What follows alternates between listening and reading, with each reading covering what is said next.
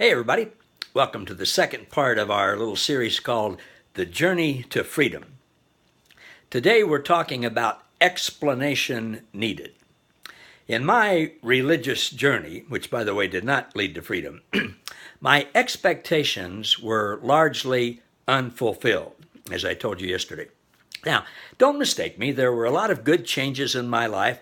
I no longer partied wildly, I no longer drank too much, I no longer had a foul mouth. I now spent all my time at church instead of at bars, and there were some good outward changes in my life, but bad things still happen.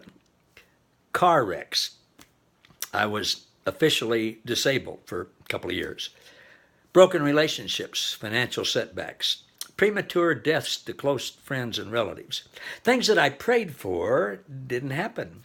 And I was having an increasingly hard time believing that God was good all the time when God didn't come through for me after I'd done all the things I was told to do.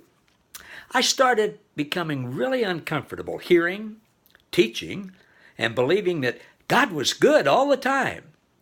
And at the same time hearing, teaching, and believing that God created in advance an eternal torture chamber where he would take pleasure for all eternity, keeping people alive forever just so he could torture them forever. But he still loved everybody and was still good all the time and was still for us. I had a terrific cognitive dissonance. I was the pastor of a nice medium-sized church with lots of programs, lots of nice people. Well, I shut down all the programs except for children's and youth ministry and focused on helping my family through the process of my 29-year-old son-in-law's impending death from cancer after he'd had his leg taken off, amputated. I shut down all the other things, ministered to my family and the church, and in the process I also started looking for answers.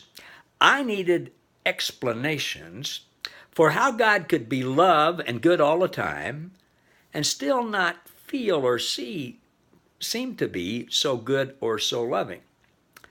When I asked people about that, it was almost like, we don't even dare ask that.